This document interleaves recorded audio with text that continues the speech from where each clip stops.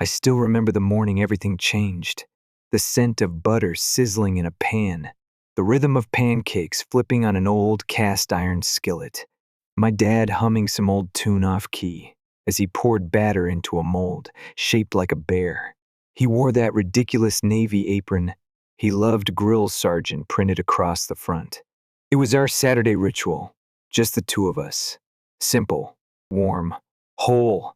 "Hey, champ, grab the plates, will ya?" he called, spatula in hand like it was a wand. I was halfway across the kitchen when the spatula clattered to the floor. He froze.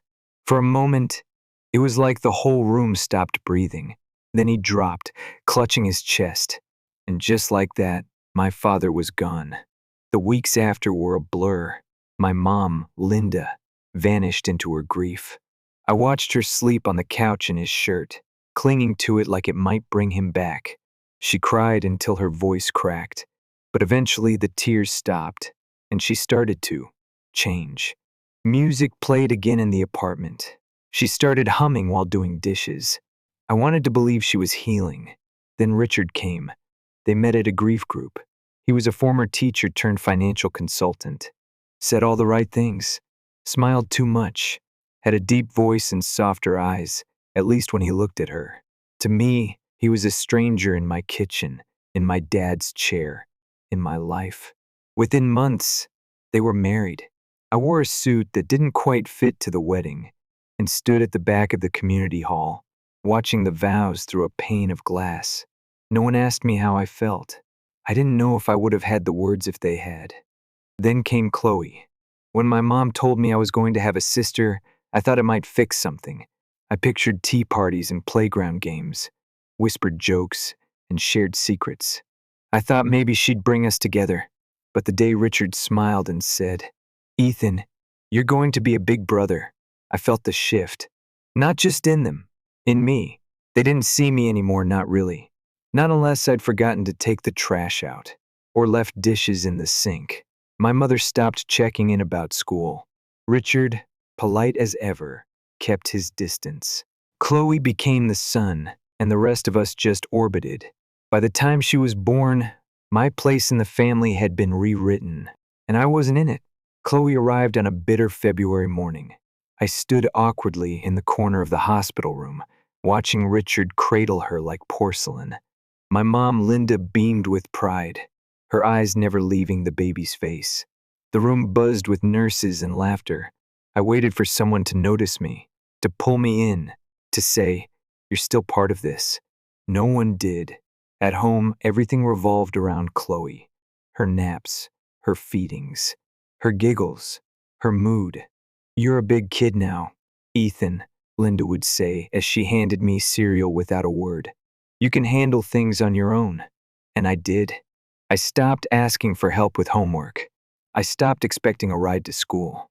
I packed my own lunch, tied my own tie, signed my own field trip slips. I became self-sufficient not by choice, but because no one had time to remember I existed. Linda barely looked up when I got my first A in geometry, but she cried when Chloe said "Mama." At first, I thought maybe Richard might notice. He tried. I'll give him that. He'd knock on my door with a snack when I skipped dinner, ask how school was going. He even paid for my karate classes after I punched a locker in frustration and fractured a knuckle. But no matter how kind he was, Richard wasn't my dad, and he never stood up to Linda. Whenever he tried, it ended in circular arguments. "Chloe needs more attention," she'd say. "She's still little. Ethan's strong, he doesn't need me in the same way." She said that a lot. "He's strong." It sounded like a compliment, but it was really permission to ignore me. The apartment changed too. Chloe's room became a museum of softness, fairy lights, pastel walls, toys that made gentle sounds. Mine was a utility closet by comparison. Neat, dull, forgotten. I became the quiet kid who folded laundry while Linda rocked Chloe to sleep. Who swept the floor before doing his own homework? Who stayed late at school because it was quieter than home? No one noticed. Or maybe they just didn't care. The only one who ever really saw me was Monica, my karate instructor. She was sharp-tongued, lean as wire, and didn't tolerate self-pity. "You fight like you're trying to disappear," she said once after practice, "but your body doesn't lie. You want to be seen." I didn't reply, but I never forgot that. Karate became my escape. 3 times a week, I stepped onto the mat and felt the noise in my head quiet. No Chloe. No silence from Linda. No fake kindness from Richard. Just movement, breath, purpose. Monica never missed a class. She didn't hover or pity me. She pushed me. And when I earned my first belt, she simply said, "Told you. You're stronger than you think." That night, I walked home in the cold with a bag of takeout I'd bought for myself. Linda was sitting on the couch, feeding Chloe spoonfuls of something organic. She didn't even glance up when I walked through the door. I wanted to ask her if she was proud, but I already knew the answer. By the time I turned 17, Chloe had become something like royalty in our household, untouchable, adored, and entitled. She never made her own bed, never cleared her own dishes, never learned to live without applause. And me? I had become a part of the background, a piece of furniture they forgot to dust. Linda quit her job when Chloe turned 2. "She needs me at home," she said, as if parenting were something that required full-time staffing, but only for one of her children. She said it so confidently, so effortlessly, as though I'd somehow outgrown the need for a mother just because I could pour my own cereal. I didn't say much back then. I rarely did. I had learned the cost of speaking up, but inside, the weight grew heavier.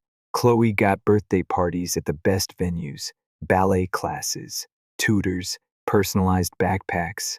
When I needed new shoes for gym class, Linda told me to wait until next month. Every time I asked for something, even something small, she'd frown like I was burdening her. "Ethan, you know things are tight. We have to think about Chloe's needs too." I started staying out later. Not partying, not rebelling, just avoiding home. I'd sit in the library long after closing hours, pretending to study while watching the staff clean up. Sometimes I'd walk around the park with my headphones on until the streetlights buzzed on. Monica noticed first. She always did. "You're moving like you're sleepwalking," she told me one day after class. "Your body's here, but your mind's somewhere far away." I didn't deny it. I just shrugged. "You ever think about what you want?" she asked, tossing me a water bottle.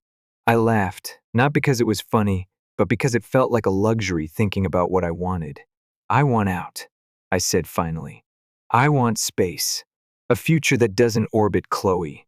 That was the first time I ever said it out loud, and saying it made it real. I doubled down on school, applied for scholarships in secret, wrote essays late into the night on my cracked laptop, while Chloe's giggles echoed down the hallway. I studied harder than I ever had, not because I loved studying, but because it was a way out, a door only I could open. And then graduation came. Richard sat front row. He wore a pressed shirt and clapped proudly when my name was called. Monica was there too, arms crossed, smirking in that way she did when she was proud, but didn't want to gush. Linda came late. She missed my name. When I found her afterward, she was already asking if we could talk college plans. I knew what that meant. We sat down that night in the same kitchen where my dad used to make pancakes. The table was cluttered with Chloe's art supplies and a half-finished puzzle she'd abandoned days ago. I pushed a paintbrush aside and waited. Linda didn't waste time. "Have you really thought about college?" she asked, her tone too soft, too rehearsed. "I've been accepted," I replied. "Full ride. Marshall University." She blinked. "That's far. That's kind of the point." She didn't laugh. Then she said it, the thing I had been bracing for. "I just think, maybe, it would be better if we saved some of the family savings for Chloe." I stared at her. "The family savings? She'll need help later. She's not as prepared as you. You're so independent, Ethan. So capable." I clenched my jaw. There it was again. The word she used like a compliment, but it felt like a cut. "I've worked for everything I have. Chloe hasn't lifted a finger." Linda's expression twisted. That's not fair. She's still learning. She's 16 and she's never had to learn anything because you never made her. She didn't answer. That night, I packed my bags. Just a duffel with some clothes, a few books, my belt from karate, and my scholarship paperwork. Richard stopped me at the door. She doesn't mean it that way, he said quietly. I know, I said. That's the problem. He didn't try to stop me. I moved into a shared apartment near campus the next week. The place was old and the floors creaked, but I could breathe there. For the first time in years, I had a door that locked. A schedule that was mine. A life that didn't shrink whenever Chloe pouted. I picked up a part-time job at a bookstore.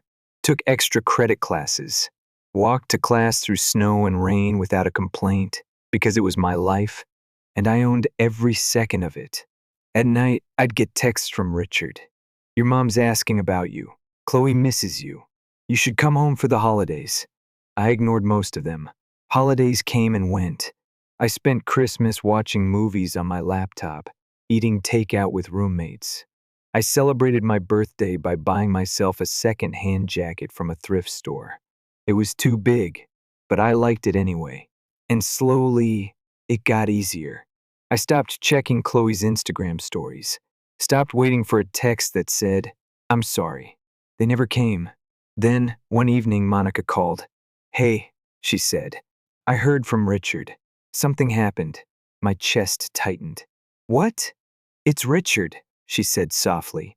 He passed away. Heart attack. At work. I didn't respond at first. I just stared at the floor, at the tiny scuff marks on my worn shoes, and felt nothing. Then a wave of guilt. Not because I missed him, though I did, but because he was the only one who ever tried. I took the next train home.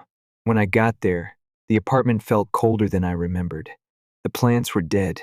The walls were bare. Chloe sat on the couch, eyes glued to her phone, legs curled beneath her like she hadn't moved in hours. Linda opened the door. She looked thinner, older, like grief had stolen something from her she couldn't name. He's gone, she said. I know, I replied. Neither of us cried. I stayed for the funeral, helped with the paperwork, listened to the stories people told about Richard, the good ones. He deserved them, but the warmth I once longed for, it never returned. On the last night before I left, Linda handed me a stack of bills. We can't manage without him, she said. Rent, groceries, Chloe's school. I was hoping you could help. Just until we figure things out. I didn't say anything, because the answer was already there, etched deep into the hollow space she'd left in me all those years ago. I didn't say yes.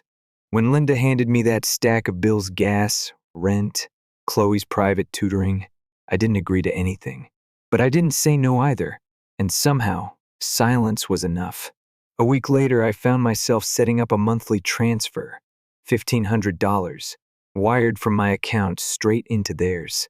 It was the kind of money that could have let me move into a better apartment, or stop working double shifts during finals, or buy groceries that didn't come from the discount shelf.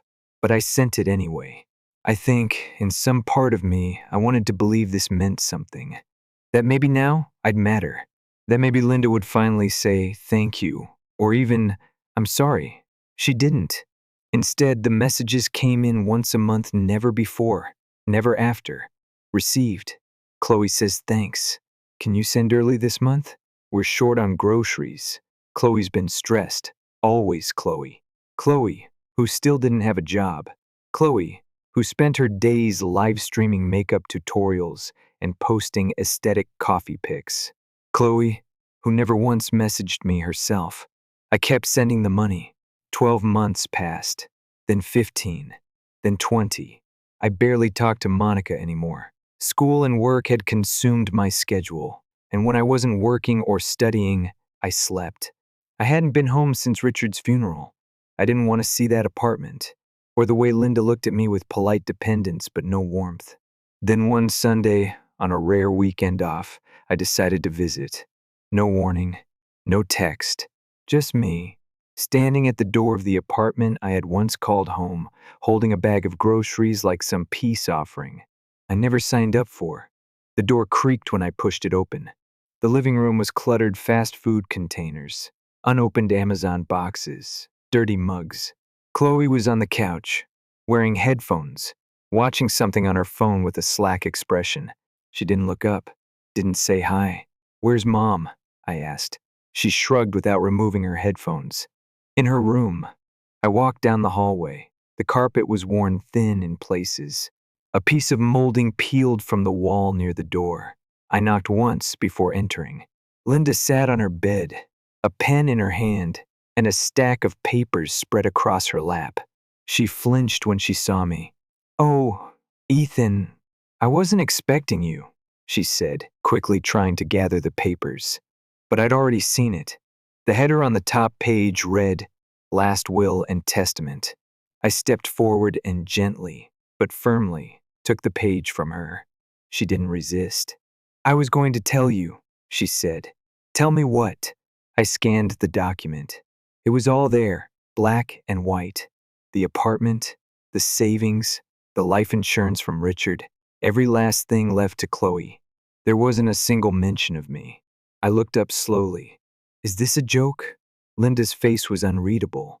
"You don't need anything, Ethan. You're doing well. Chloe needs stability." I waited for her to take it back, to laugh and say she was testing me. But she didn't. "She's not like you," she continued. "She's not strong. She's not independent. She needs a home, something safe, something that's hers." "And I don't?"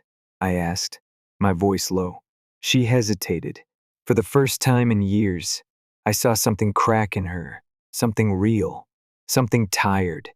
"I never worried about you," she said softly. "You always figured things out on your own. Chloe needed me." "She still does." I swallowed hard. "You really never loved us the same, did you?" She didn't look away. "No," she said, "I didn't."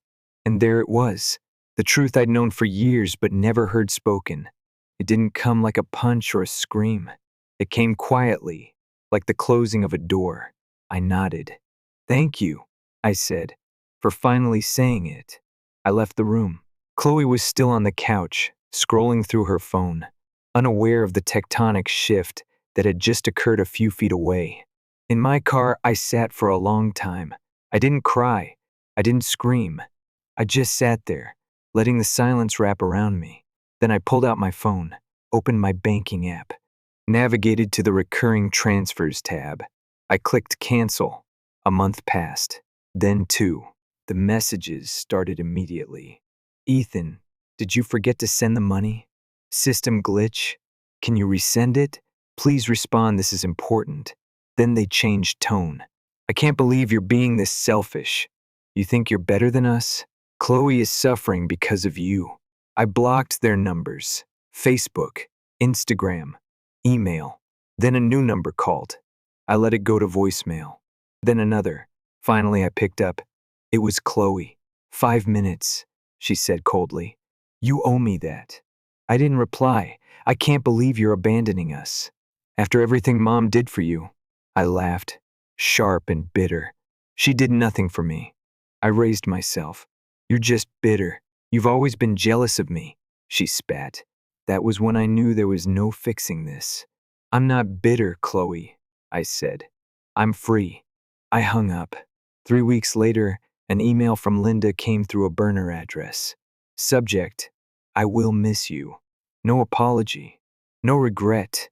Just one last attempt to make me feel small. It didn't work. 6 years. That's how long it had been since I walked away from that apartment and cut the last thread connecting me to a family that never really saw me. In those 6 years, I built something of my own, a modest life, but mine. A small one-bedroom home with creaky floors and a balcony covered in mismatched potted plants. A steady job teaching high school history, where students sometimes called me Mr. E and left drawings on my desk. Friends who remembered my birthday, who didn't ask me for anything but showed up when it mattered. It wasn't glamorous, but it was peaceful. No guilt-tripping texts, no last-minute money requests. No one telling me that I was too strong to need love. The silence had become its own kind of music. Then, one cold January afternoon, my phone rang. Unknown number. Local area code. Normally, I'd let it go to voicemail, but something made me press accept. Ethan, a voice asked. Thin, familiar, fragile. I froze. Mom, a pause, a breath. It's me. For a second, I couldn't speak. Her voice didn't sound like I remembered. It had lost its certainty, its hard edge. Now it sounded like something brittle, like an old photograph that had faded in the sun. I'm sorry, she said. 2 words, heavy as stone. I was wrong. About so many things, she continued. I shouldn't have treated you the way I did. I was too blind, too stubborn. I thought if I just held Chloe up high enough, everything else would be okay. My hand tightened around the phone. I wasn't sure if I was ready to hear this. I wasn't sure if I ever would be. You lost me, I said softly. And I lost you too. Another pause. Then, almost a whisper, I almost lost Chloe too. That made me sit up straighter. What happened? She left, Linda said. After the money stopped, after you cut us off, she tried to live like before. Moved in with a boyfriend who couldn't hold a job. Burned through savings. Got evicted. Spent a winter on someone's couch. Then another. I begged her to come home. She did. But she was different. I didn't know how to respond. She works now, Linda said. Part-time accounting at a local firm. It's not much, but she's trying. She cooks her own meals. She helped me clean the apartment. Said she was tired of being the person everyone had to carry. There was a long silence between us.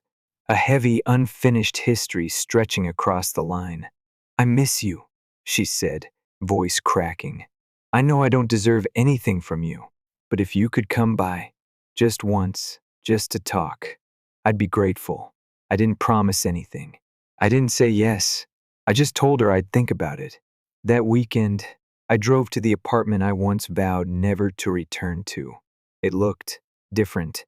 The lawn, once overgrown and lifeless, was neatly trimmed. The porch lights worked again. A new welcome mat sat at the entrance, not fancy, but clean. The same door that once closed in my face now opened slowly. Linda stood in it, older than I remembered. Hair streaked with silver, her frame thinner, her eyes softer. Come in, she said.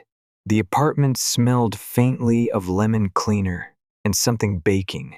The walls were freshly painted. The clutter was gone. And in the living room, folding laundry with her hair tied back, was Chloe. She turned to face me. Hey, she said, her voice quiet.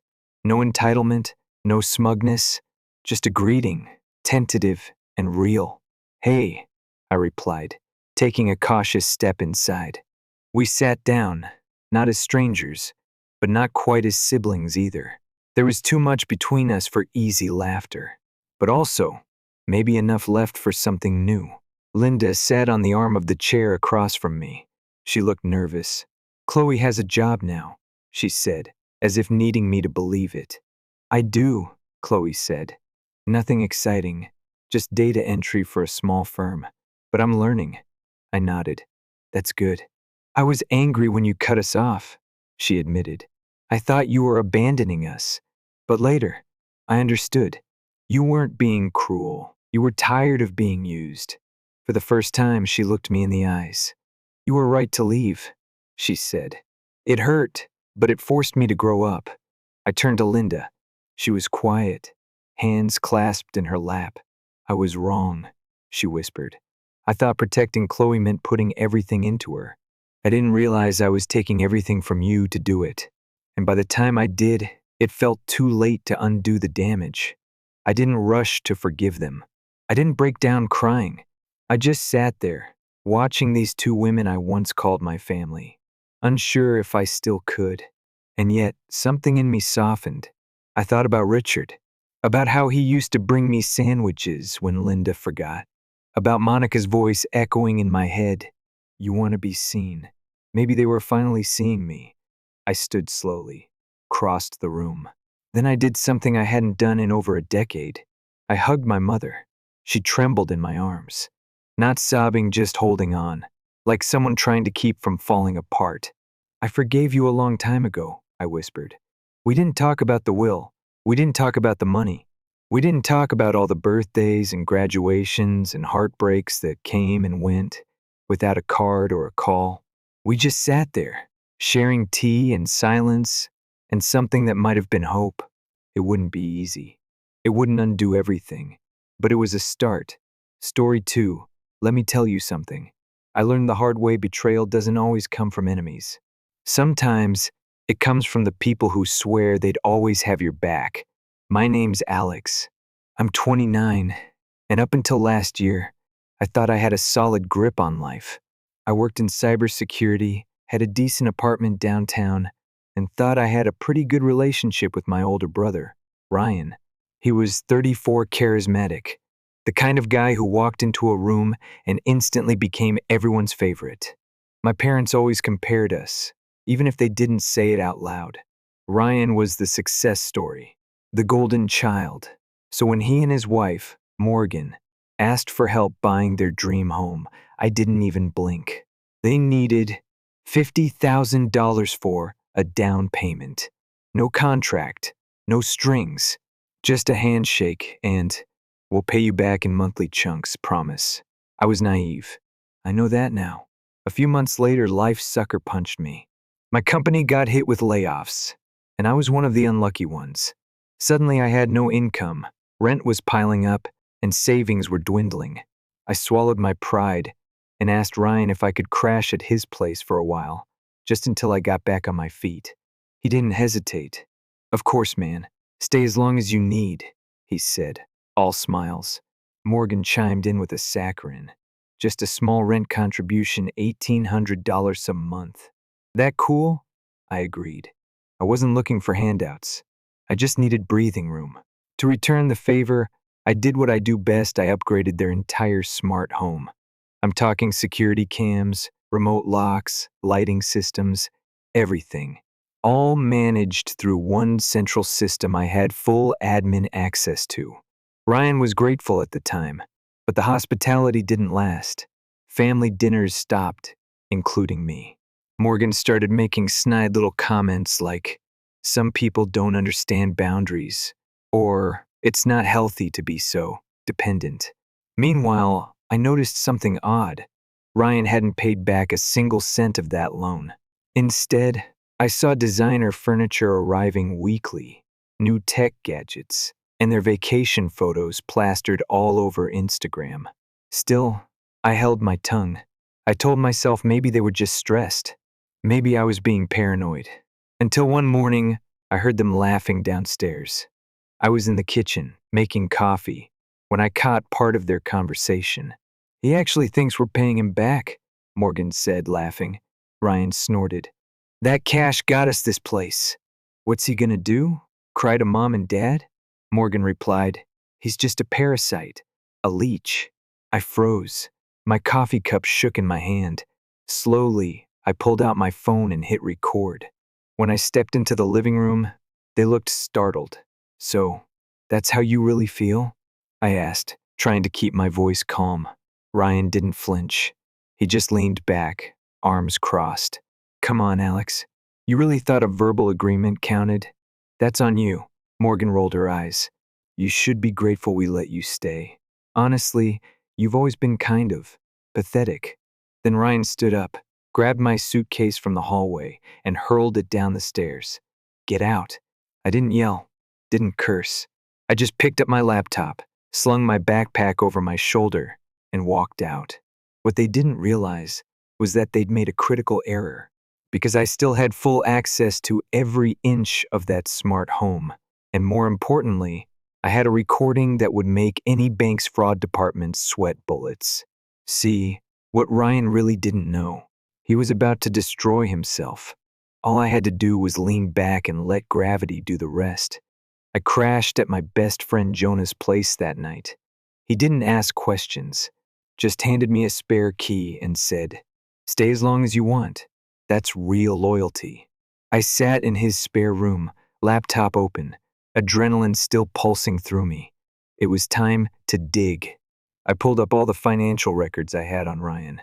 Turns out, not only had he never repaid a dime of the loan, but he had forged my signature on a second mortgage application. I remember staring at the document for a full minute, blinking. He actually faked my name. For a six-figure loan, it got worse. Morgan had been running a little under-the-table online boutique out of their garage. Cash only, no taxes. I had seen her scribbling in a ledger, once when I was fixing their Wi-Fi. Lucky for me, I had synced their cloud drives when I installed the smart system. But the crown jewel? That house?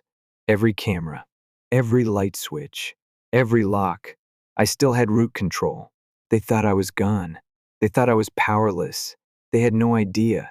So I began. Small. That first night, I triggered their front door camera. Ding dong. Then again. And again. Ryan stomped downstairs, sleepy and barefoot, only to find an empty doorstep. I waited 10 minutes, then cranked the thermostat to 92F.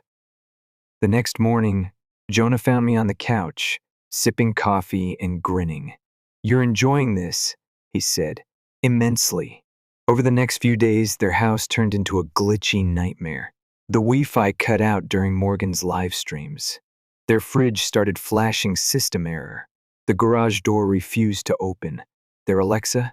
She started playing random whispering sounds at 3 a.m. Just enough to rattle their nerves, not enough to be traceable.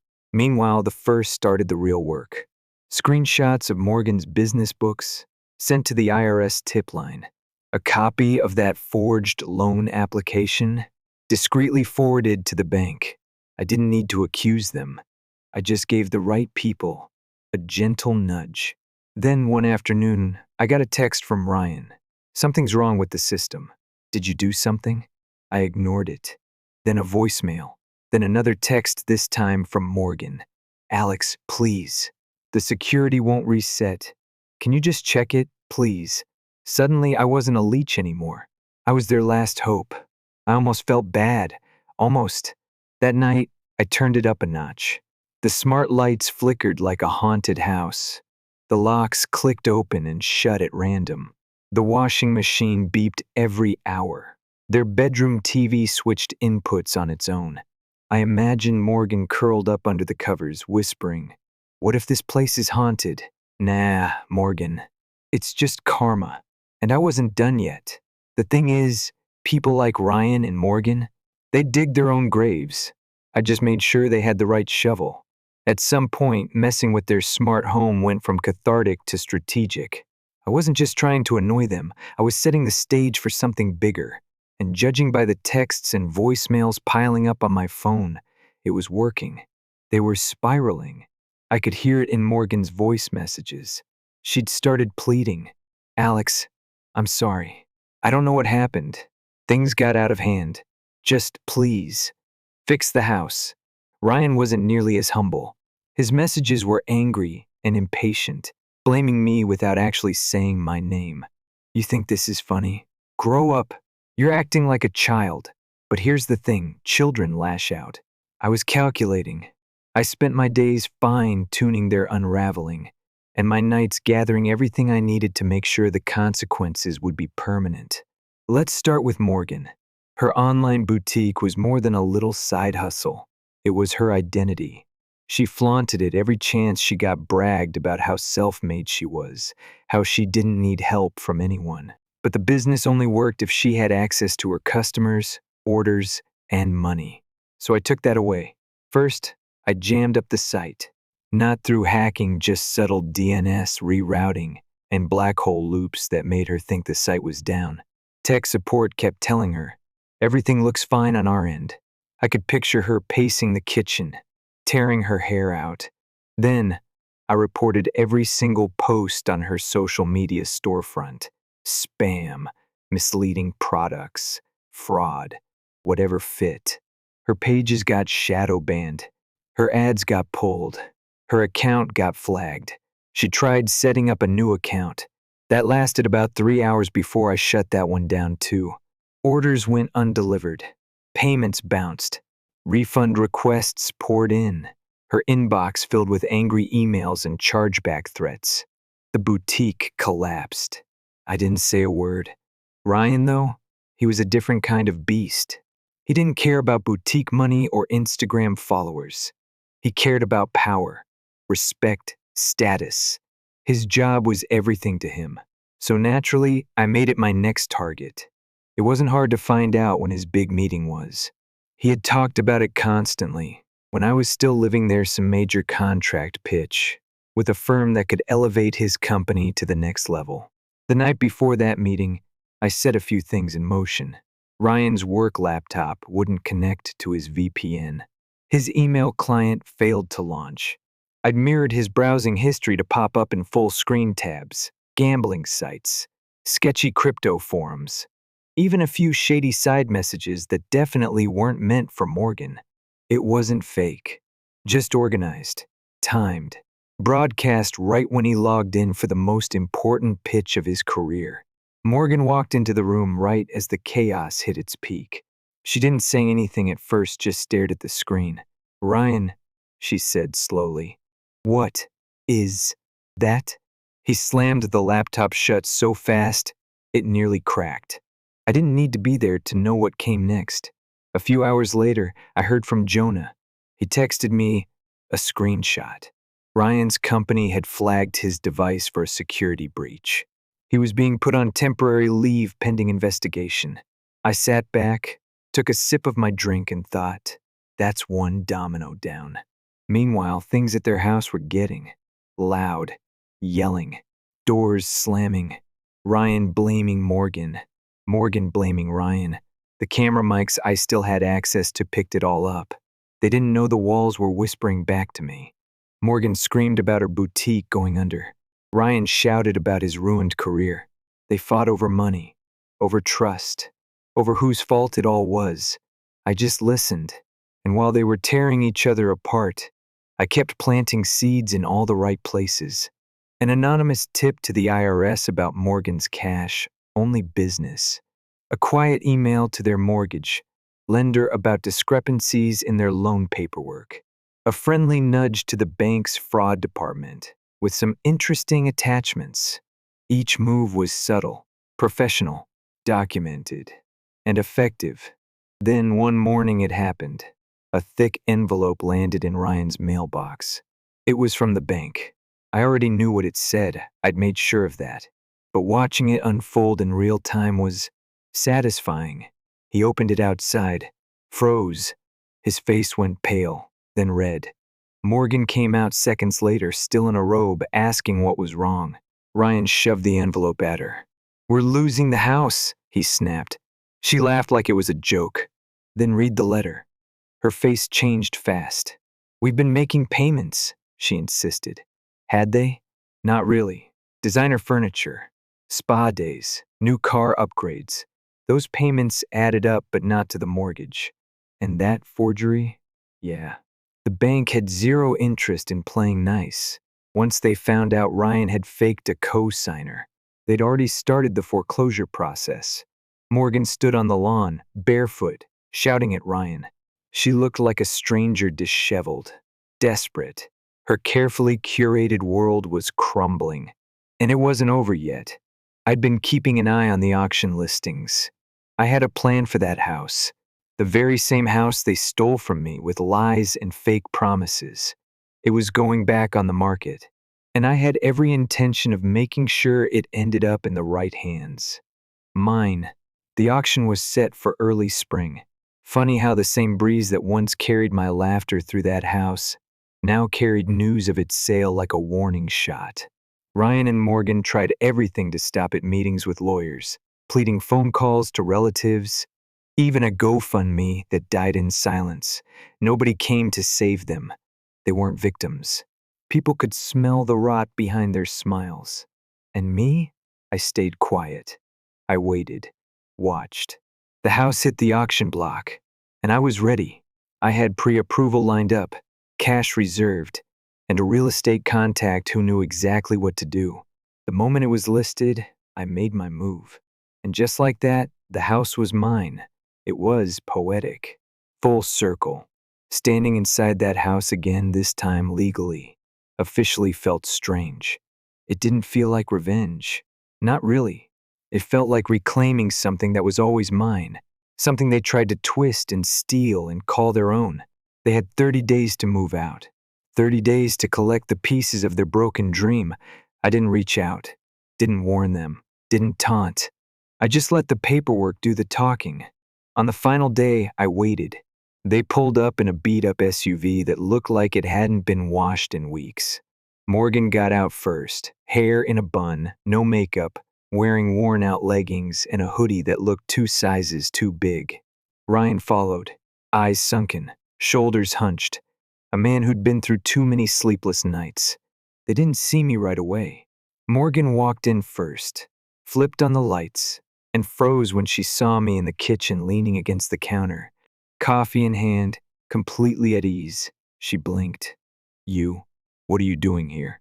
I took a sip and gave a half smile. "I figured you'd recognize the new owner." Ryan walked in behind her, eyes wide. "No way." "Oh yeah," I said, casually. "Signed the papers last week. This place is mine now." Morgan looked like she was about to say something, but no words came out. Her mouth opened, closed, then opened again like she was short-circuiting. "You did this," she finally said, voice low and sharp. I tilted my head. "Did what? Buy a house?" Ryan's fists clenched at his sides. "You ruined us." "No," I said calmly. "You did that on your own. All I did was step out of the way and let gravity do what it does." Silence. Morgan tried the sweet voice again, the same one she used when she asked me for money years ago. "Alex, look, we made mistakes. We should have paid you back. We should have been better. But you don't have to do this. We're still family." I laughed once, quiet and tired. "No, Morgan, I was family. Until you decided I wasn't." Then I walked to the door, opened it, and gestured toward the driveway. "You've got 30 minutes. Morgan's face crumpled. "You can't just kick us out." I stepped aside. "I can, and I am." Ryan didn't fight. He just nodded, put a hand on her shoulder, and whispered, "Let's go." They loaded what little they had left into the back of the SUV. No smug smiles, no snark, just silence, defeat. I watched them pull away, 2 shadows driving into the kind of future they never thought they'd have to face. And then I shut the door, locked it, reset the security system to my access only. This time, no one was kicking me out. I walked into the living room, the same one where Ryan once threw my suitcase down the stairs.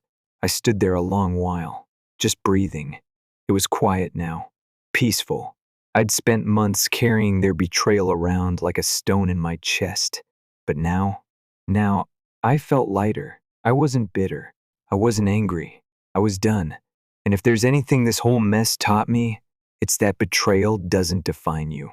What you do after, that's where your power is. You don't need to scream to be heard. Sometimes silence and success are the loudest answers you can give. So no, I didn't destroy them. They did that themselves. I just made sure they had a front row seat to their own unraveling. And me?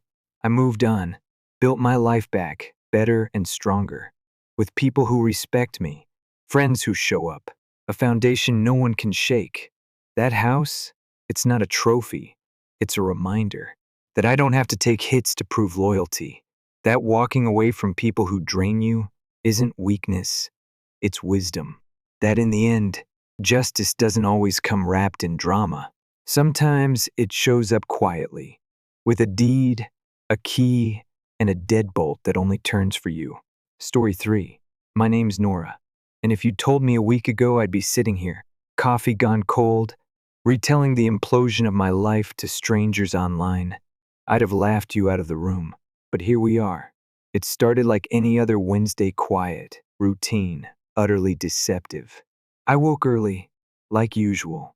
The sunlight slivered through the blinds, and the room smelled faintly of lemon from the candle I'd burned the night before. For a few blissful moments, everything felt normal. My fiancé, Evan, was still asleep, his curls a mess and his arms sprawled across the blanket like he had no cares in the world. I stared at him for a beat too long, thinking maybe, just maybe, we were okay. I wish I could say I sensed it then. The crack in the foundation, the inevitability.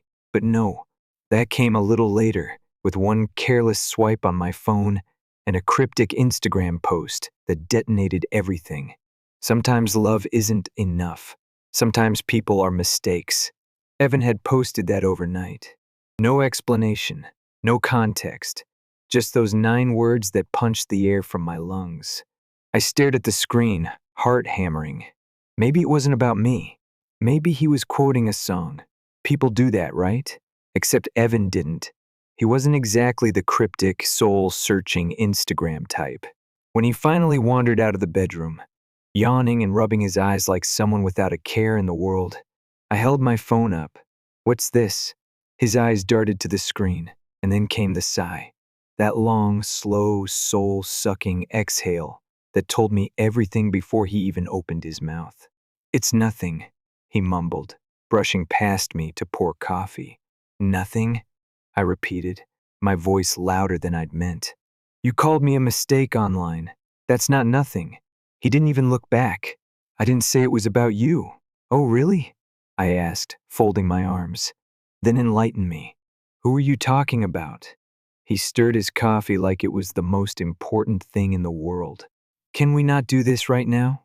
I have a meeting." "A meeting?" My voice cracked. "You dropped an emotional grenade on social media, and you want to talk about your work meeting?"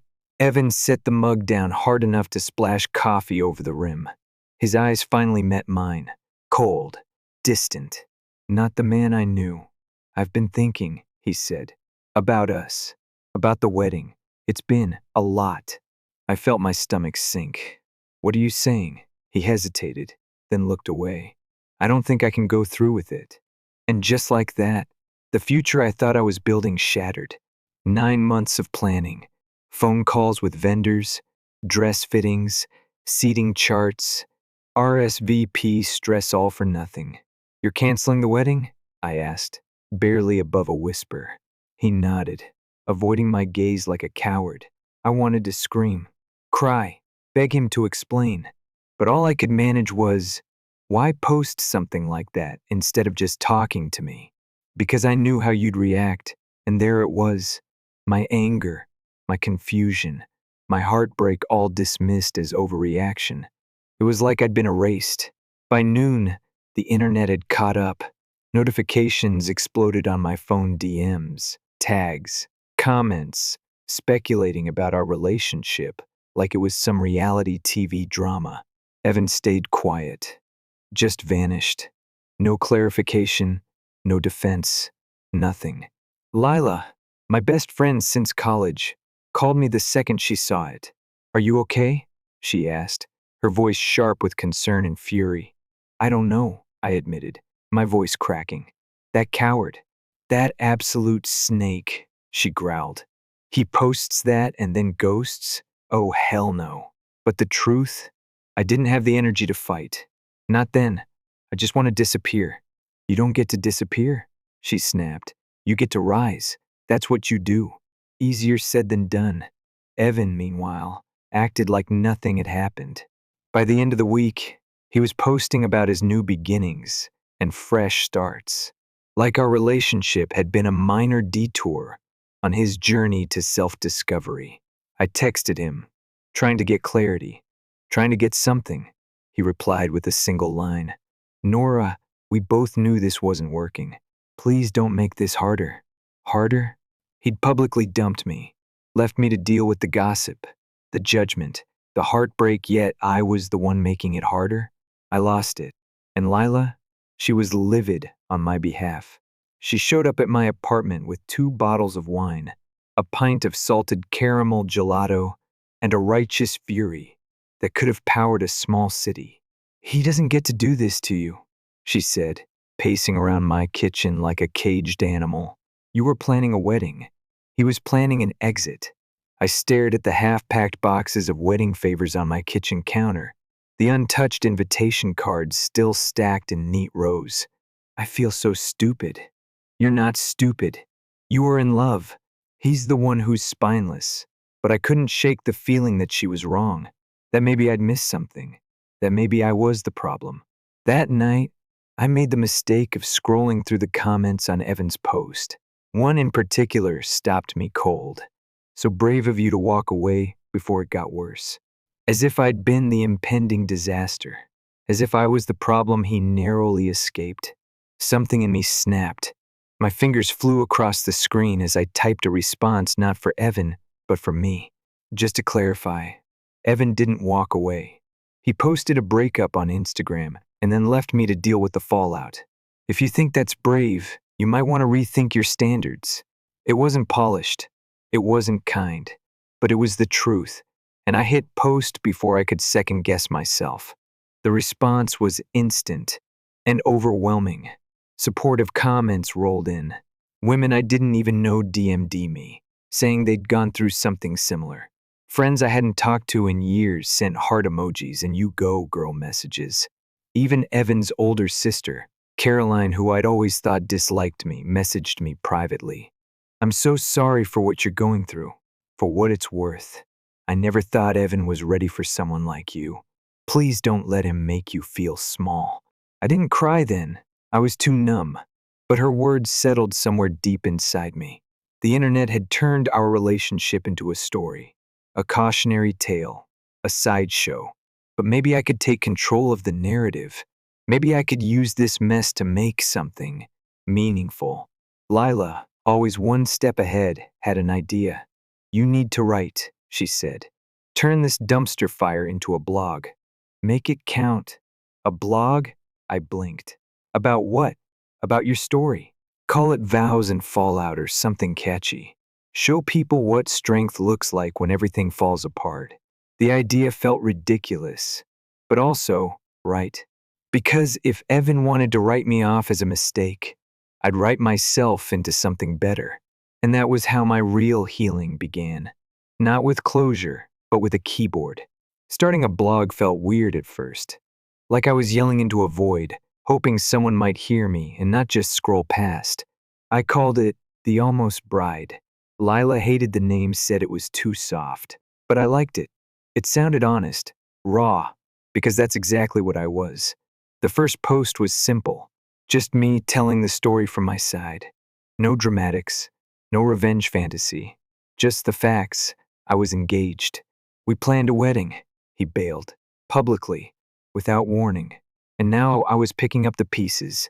To my surprise, people responded. Fast. Women commented things like, "Same happened to me. This hits too close. Thank you for putting it into words." Some even emailed me whole paragraphs about their own canceled weddings, their own Evan types, their own wake-up call moments.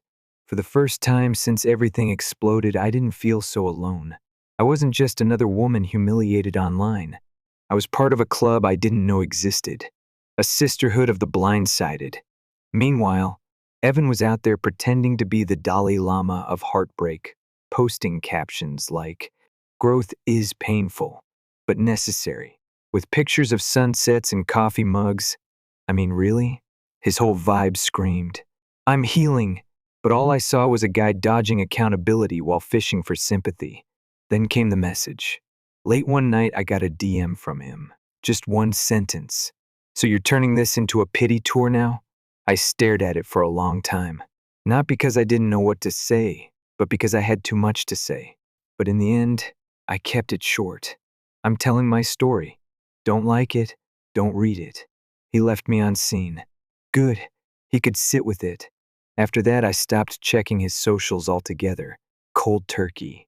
Lila actually changed my password to lock me out for a while. I needed the space. Instead, I put all that energy into writing. I wrote about grief, not the kind you have when someone dies, but the kind that comes when someone leaves. The kind that's invisible but eats at you just the same. I wrote about shame, about wedding dresses that sit untouched in closets like ghosts, about the quiet moments no one sees, the late-night tears, the awkward small talk when people ask why you're not married yet.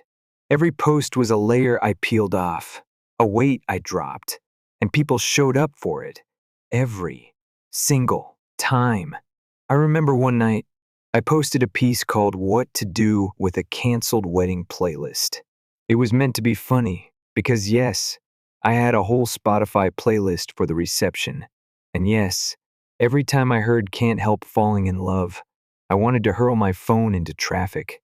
The comments blew up. One woman said she played her wedding playlist while deep cleaning her bathroom and cried into her Swiffer. Another said she renamed hers, dodged a bullet. It was like we were all just trying to turn heartbreak into something useful, something we could laugh at, even if our eyes were still puffy. And then somewhere between all that writing, crying, and not stalking Evan's Instagram, I noticed something weird. I felt lighter, not healed, not over it, but definitely less broken. I'd stopped bracing myself every time my phone buzzed. I could go to a friend's baby shower without worrying someone would ask about the big day. I could walk past bridal shops and not flinch.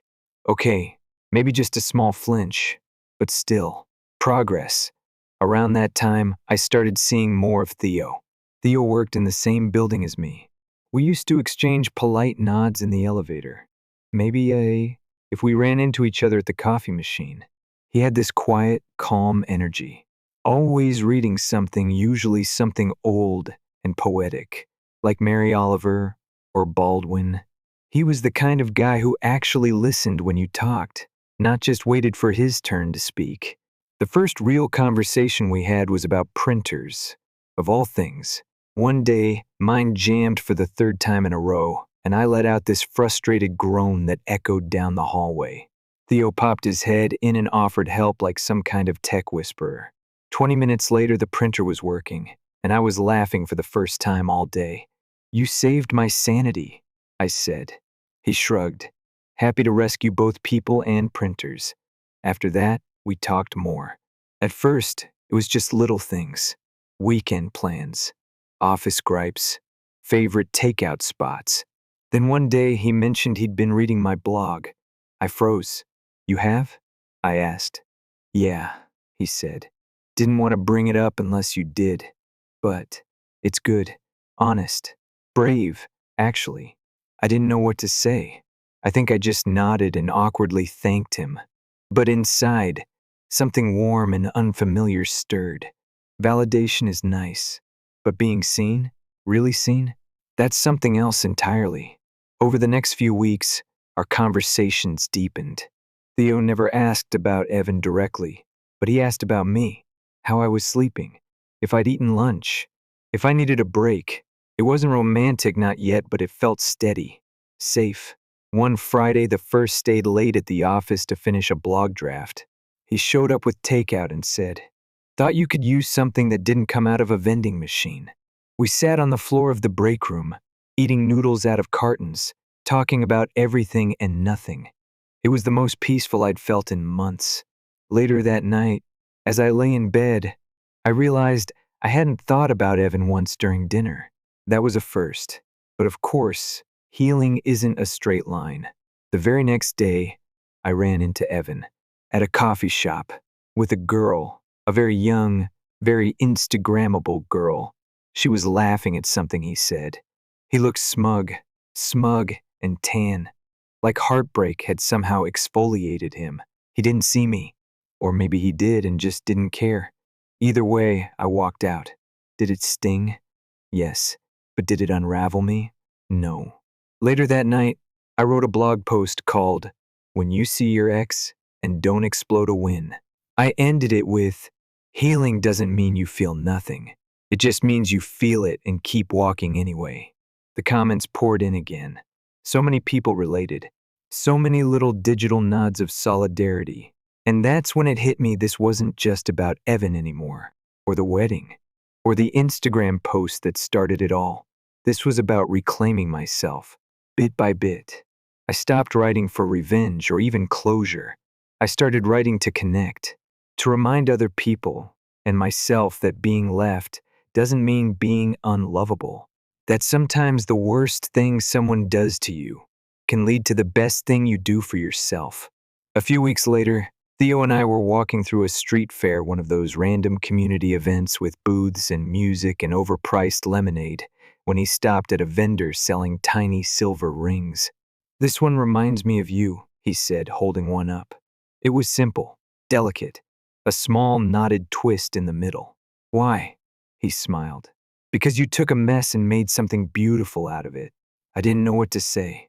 So I bought the ring and wore it on my middle finger like a quiet promise to myself. That night, I wrote the next blog post. Title: The knot isn't the end of the thread. Because maybe the story wasn't about being left behind. Maybe it was about what I did with the space he left behind. And I wasn't done writing it yet. I didn't plan for the blog to blow up. At first, it was just a place to pour the mess out of my chest. A way to process. But somewhere between heartbreak and healing, the almost bride found an audience. Real people. Strangers who felt like old friends. People who sent emails starting with, "I thought I was the only one," and ending with, "Thank you." Every post became a thread in something bigger than me. A shared story. A quiet truth. We've all been left behind in some way. By someone. And somehow, we still get up. One day, I got a message from a woman named Julia. She said her fiancé ghosted her 3 weeks before the wedding. Just vanished. Left her with bills, a venue deposit she couldn't get back, and a suitcase full of unanswered questions. She said my blog helped her sleep again, helped her feel seen. That hit me hard, because that was the point. Not revenge, not pity, just truth, raw and clear like morning air after rain. Lila was the first to say it out loud. "You know this is bigger than a blog now, right?" I rolled my eyes. "Don't be dramatic." "I'm serious, Nora. This is a platform. People trust you." I thought about it. About all the drafts I never posted. About the stories that weren't just mine but belonged to people like Julia and Anya and Rochelle, women who'd written to me with their own shattered glass stories, hoping for some light to crawl through the cracks. Maybe I could give them that. Maybe I already was. That was the first time I considered writing a book. But before I could get too far into that idea, something else happened. Something I didn't expect. Theo kissed me. It wasn't fireworks.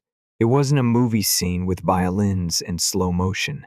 It was quiet, natural, like something that had been waiting patiently in the corner until we were both ready to notice it. We were sitting on my couch, legs tangled, laughing over some dumb reality show. He said something about the way I scrunch my nose when I'm annoyed, and I said something about how he always knows when I need tea before I even ask.